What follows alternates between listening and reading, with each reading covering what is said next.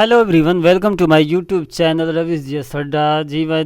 मैं रवीश कुमार। दोस्तों, आपको मिलता है इस अड्डा पर प्रत्येक चैप्टर का टॉपिक वाइज ऑथेंटिक चीज़, जिससे आपको याद करने में बड़ी आसानी मिलती है। आगे आने वाले जितने भी एग्ज़ाम्स हैं, जैसे railway SSC, Bihar SSC, CGL, दरोगा, बीपीएससी इत्यादि कॉम्पिटिटिव एग्ज़ामों के लिए यहाँ से जो है कि 1 या 2 क्वेश्चन आपको देखने के लिए मिलता ही है। तो वीडियो के लास्ट तक बने रहें। वीडियो अच्छी लगे तो अगर हमारे चैनल पर नए हैं तो चैनल को सब्सक्राइब करें, लाइक करें और दोस्तों में शेयर भी करें। तो आज हम लोग भारतीय संविधान के मौलिक अधिकार को पढ़ने जा रहे हैं कि आखिर हमारा अधिकार क्या है, अधिकार कितने प्रकार दिया गया है, और यह भी जानते हैं कि इस अधिकार को हम लोग कैसे उपयोग करते हैं। इन्हीं के बारे में आज हम लोग चर्चा करेंगे। तो भारतीय संविधान में आज का जो टॉपिक है मौलिक अधिकार का है, जिसका वर्णन जो है कि अनुच्छेद जो है कि यानी 12 से 35, और याद यह भी रखिएगा कि यह भाग 3 में इनका वर्णन किया गया है, भाग 3 में। तो आइए हम लोग सबसे बड़ी बात जानते हैं। यहाँ पे एक डायग्राम बनाया गया है। तो डायग्राम बनाने का मतलब होता है कि आपको आसानी से समझ में आ जाए और याद करने में बड़ी आसानी मिले, जिससे एग्ज़ाम में आप कभी कंफ्यूज नहीं हो और पटाख से टिक मार दें। आइए हम लोग बात करते हैं और आगे इनके मतलब मौलिक अधिकार, इनका विकास कहाँ हुआ था। तो ये हमको याद रखना होगा कि इनका विकास जो है कि ब्रिटेन में हुआ था। आगे चलें तो इसकी प्रेरणा कहाँ से मिला था।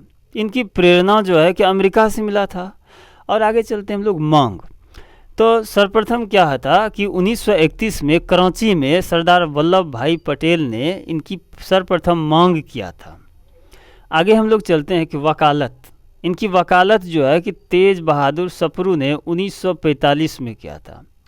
आखिर ये भी जानते हैं कि इनका प्रारूप किसने दिया था। तो प्रारूप जो है कि आपका जवाहरलाल नेहरू ने इनका प्रारूप दिया था। तो इसमें एक है कि समिति और एक उपसमिति, 2 चीज़ बनाया गया था। तो हम लोग जानते हैं कि समिति, आखिर यह समिति जो है कि समिति किसने बनाया था। तो आपको याद रखना है सरदार वल्लभ भाई पटेल ने ही यह समिति बनाई थी। इसमें एक आता है उपसमिति। उपसमिति में कौन था। तो जेबी कृपलानी जो है कि उपसमिति के थे। तो आगे हम लोग बढ़ते हैं कि इनके बारे में। तो आइए हम लोग जानते हैं कि मूल अधिकार, मूल अधिकारों की संख्या कितनी है। वर्तमान में क्या है, अभी जो है कि 6 है। यह पहले क्या था, 7 था। तो इनके बारे में हम तुरंत आगे चर्चा करेंगे। तो 6 प्रकार का है। तो यह 6 प्रकार किस किस प्रकार का है तो वो हम लोग जानते हैं। तो पहला क्या है कि समता का अधिकार। तो समता का अधिकार जो है, यह जो एक अनुच्छेद जो है, समता का अधिकार जो है अनुच्छेद 14 से 18 में चर्चा किया गया है। दूसरा है स्वतंत्रता का अधिकार, 19 से लेकर 22 तक। इसी में आप लोग याद रखिएगा 19 के 1 के क में जो है कि प्रेस की स्वतंत्रता का अधिकार का वर्णन किया गया है। आगे हम लोग चलेंगे शोषण के विरुद्ध अधिकार। यह जो एक अनुच्छेद जो है कि 23 और 24 में इनका वर्णन किया गया है। अगला पे आते हैं हम लोग धार्मिक स्वतंत्रता का अधिकार। इनका जो है कि अनुच्छेद 25 से लेकर 28 में वर्णन किया गया है। आगे हम लोग आते हैं कि अगला जो था संस्कृति एवं शिक्षा संबंधी अधिकार। यह जो है कि अनुच्छेद 29 से 30 में इनका वर्णन किया गया है। आगे छठा जो है कि मूल अधिकार यानी मौलिक अधिकार, संवैधानिक उपचारों का अधिकार। अनुच्छेद 32 में जो है कि संवैधानिक उपचारों का अधिकार, संवैधानिक उपचारों का अधिकार जो है कि अनुच्छेद 32 में कहा जाता है। तो 32 में किनका वर्णन है, संवैधानिक उपचारों का अधिकार 32 में है। और एक चीज़ याद रखिएगा, तो डॉक्टर भीमराव जो है अंबेडकर ने इसे संविधान का आत्मा कहा। भीमराव अंबेडकर ने इसे संविधान का आत्मा कहा। तो अभी जस्ट मैंने बताया कि पहले जो यह अधिकार था 7 था। तो 44वां संविधान संशोधन 1978 के द्वारा संपत्ति के अधिकार को हटा दिया गया। अब यह जब हटा दिया गया तो यह कहाँ रखा गया। तो यह भी एग्जाम में पूछा जाता है कि अगर इनको हटाया गया तो इनको कहाँ रखा गया। तो आप लोग याद रखिएगा कि 300A में इनको रखा गया। तो वहाँ से हटाया गया, यानी जो है कि वहाँ से हटाने के बाद इनको 300A में रखा गया है। दोस्तों अगर क्या कहता है, संविधान में अगर एक नियम है कि अगर वहाँ पे कोई भी न्यायालय में अगर कोई भी व्यक्ति कार्य नहीं करता है तो उनके लिए जो है कि 5 प्रकार का रीट जारी करता है।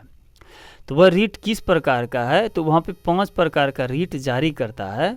तो पहला जो जारी करता है कि बंदी प्रत्यक्षीकरण, यानी इसका मतलब होता है कि सशरीर प्रस्तुत किया जाए, यानी सशरीर प्रस्तुत किया जाए। अगर आप किसी बंदे को पकड़े हैं तो उनको 24 घंटा के अंदर जो है कि सशरीर प्रस्तुत किया जाए। दूसरा क्या है कि दूसरा पर हम लोग आते हैं परमादेश, यानी हम आदेश देते हैं। इसका मतलब यही हुआ कि हम आदेश देते हैं। प्रतिषेध लेख, यानी इनका अर्थ होता है मना करना। उत्प्रेषण, उत्प्रेषण का मतलब होता है सूचना देना। उत्प्रेषण का मतलब होता है सूचना देना। अब अगला आता है अधिकार परीक्षा। अब आता है अगला अधिकार परीक्षा। अधिकार परीक्षा का मतलब यह होता है कि आपका अधिकार क्या है, आप किस किस कार्य के लिए पद पर बैठे हुए हैं, आपका जो अधिकार है वो आप कार्य कर रहे हैं या नहीं कर रहे हैं। तो वहाँ पे पूछता है कि अधिकार परीक्षा में आपका अधिकार क्या है, किस अधिकार से आप वहाँ बैठे हुए हैं। तो इस प्रकार जो है कि 5 प्रकार का रीट जारी किया जाता है। तो एग्ज़ाम में पूछता है, कभी कभी जो है कि परमादेश दे देगा, प्रतिषेध लेख दे देगा, या बंदी यानी बंदी प्रत्यक्षीकरण से दे देगा। तो इस प्रकार आपको 5 रीट याद रखना होगा, एग्ज़ाम में कहीं से भी पूछ सकता है। दोस्तों वीडियो कैसी लगी? दोस्तों इस अंदाज में जो है कि अगर हम छोटे छोटे टॉपिक से अगर हम पढ़ लेते हैं तो एग्ज़ाम में कन्फ्यूजन नहीं रहता, और डायग्राम से अगर समझ लेते हैं तो और भी कन्फ्यूजन नहीं रहता है। इस प्रकार जो है कि हम लोग रीट के बारे में और प्रमादेश, ये रीट जितने भी 5 प्रकार के होते हैं, इनको अगर अच्छी तरह से याद कर लेते हैं तो 5 में नहीं तो 1 या 2 क्वेश्चन यहाँ से रहता ही है। तो आप जो है कि इस फर्मा को एक बार जो है एग्ज़ाम देने के पहले अगर देख लेते हैं तो यहाँ से आपका क्वेश्चन नहीं छूटेगा। तो अगर दोस्तों वीडियो अगर अच्छी लगे तो दोस्तों में शेयर करें। अगर चैनल पर नए आए हैं चैनल को सब्सक्राइब कर लें, लाइक कर लें, दोस्तों में शेयर भी कर लें। जय हिंद, जय भारत।